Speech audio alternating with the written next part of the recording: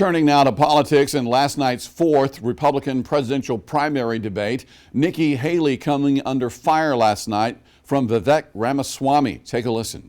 After the third debate, when I criticized Ronna McDaniel after 5 failed years of leadership of this party and criticized Nikki for her corrupt foreign dealings as a military contractor, she said that I have a woman problem. Nikki, I don't have a woman problem. You have a corruption problem. And I think that that's what people need to know. Nikki is corrupt. This is a woman who will send your kids to die so she can buy a bigger house. This is the problem. Using identity politics more effectively than Kamala Harris is a form of intellectual fraud. And it actually needs to end. There's our donor puppet masters wielding their puppet right up here tonight. This is how this game is played. The puppet masters put up their puppet, and I reject the use of identity politics in this party. It has been a cancer coming from the left, and I'm sick and tired of the double standards. The people of this country are too. Having 2 X chromosomes does not immunize you from criticism. Thank you, sir. Thank you. Governor Haley, would you like to respond? No. It's not worth my time to respond to him. For a reaction to all of this, we're going to bring in our State House insiders now. Antoine Seawright, our Democratic strategist tonight. Dave Wilson, our Republican strategist. Dave, what do you make of Ramaswamy calling Nikki Haley corrupt? It felt like a middle school lunchroom brawl that was going on. There was a lot of name calling. Vivek Ramaswamy did a lot of talking over everybody last night. And I think it really did turn around and it discredited a lot of what he was saying, though he did try to throw a lot of punches last night. And it honestly put Nikki Haley a little bit back on the reins, so to speak, because she did not come out as strong as she possibly could have. Well, here's what I can tell you. Most of us on the Democratic side were minding our Democratic business last night, watching the Republicans shred each other apart and then somehow sprint to potentially be second when we know that second place really doesn't matter. There was polling that came out today that indicated that Nikki Haley inched up to from 14% to 15% in second place. And I think the former president is like maybe 40 points ahead of her. And so at the end of the day, I think it was just a lot of noise last night, no real lyrics. The truth of the matter is whenever Donald Trump speaks, he tends to suck the oxygen out of the conversation. So this competition for second place is nice, but in order to be president of the United States, you first have to be president of the Republican Party.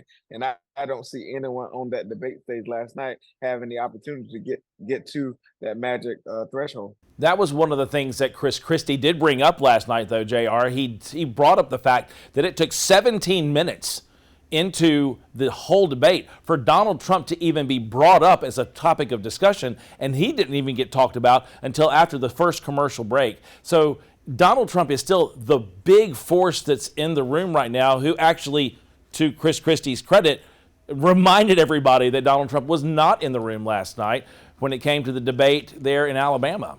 But Dave and Gerard, there was no one serious on that stage last night. Most of those were unserious candidates. I think Haley is trying to position herself as somehow this moderate, serious candidate, but it was very unseriousness. It was all about running away from Donald Trump, but embracing Trumpism, which means political theater, which means having a personality conversation instead of a policy conversation. So no one watching in their right mind with common sense can walk away saying these are the platform agenda items for the potential Republican candidates. It was all extremism, and how do we bake ourselves around Trump without embracing the former president? Earlier today, Nikki Haley saying it was time to put the chaos and drama behind us, Dave, and look to the future. What do you think she meant by that? I think it's the same argument that Ronald DeSantis made when he would turn around and started saying it's time for us to start looking at the next generation of leadership to actually come into this race. I mean, you take a look at it right now. Biden and Trump, if they are to get elected, will be the oldest elected members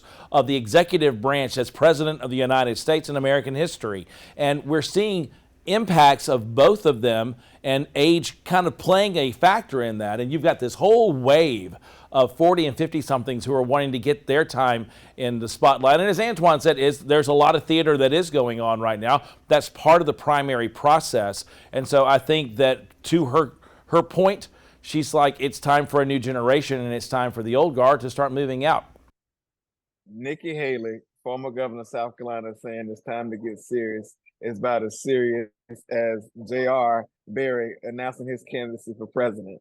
At the end of the day, Donald Trump is the leader of the Republican Party. Nikki Haley and others have placated Donald Trump for 4+ years. And as a result, voters in the Republican primary who go to the ballot box have indicated very strongly that they wrap themselves around Trumpism and extremism. And so all this other stuff is really just noise. What I'm most concerned about is the fact that the former president continues to have this strong grip on the Republican Party, despite all the things these candidates and the people who are giving their support to him know about him. That's my biggest fear, because at some point we have to get back to political civilization, where both parties can come together. We reject extremism, but we talk about things that really, really matter and have a serious policy conversation. Are you guys still saying that Nikki Haley has to win the South Carolina primary to stay in this race? Dave, we'll begin with you. I think she's got to come very, very close.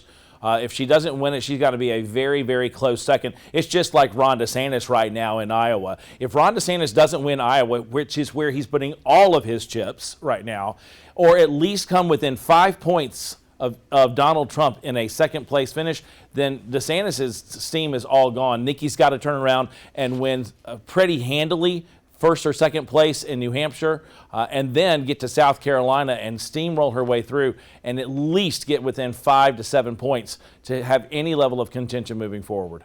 My prediction is the race will be over after the South Carolina primary. I think Trump will have enough steam in order to wrap up the nomination going into whatever happens after South Carolina. And I think the pressure then will be on Governor Haley, or former Governor Haley, to decide whether she stays in the race or bows out gracefully. And by that time, I do think you'll see others remove themselves from the process because they see no pathway to victory. All right, the South Carolina Republican presidential primary coming up on Saturday, February 24th. And of course, the Democratic primary is happening Saturday, February 3rd. Antoine C. Wright, Dave Wilson, guys, as always, thank you so much. And for the very latest on what's happening in the world of politics anytime, go to our website, WLTX.com. We'll be back.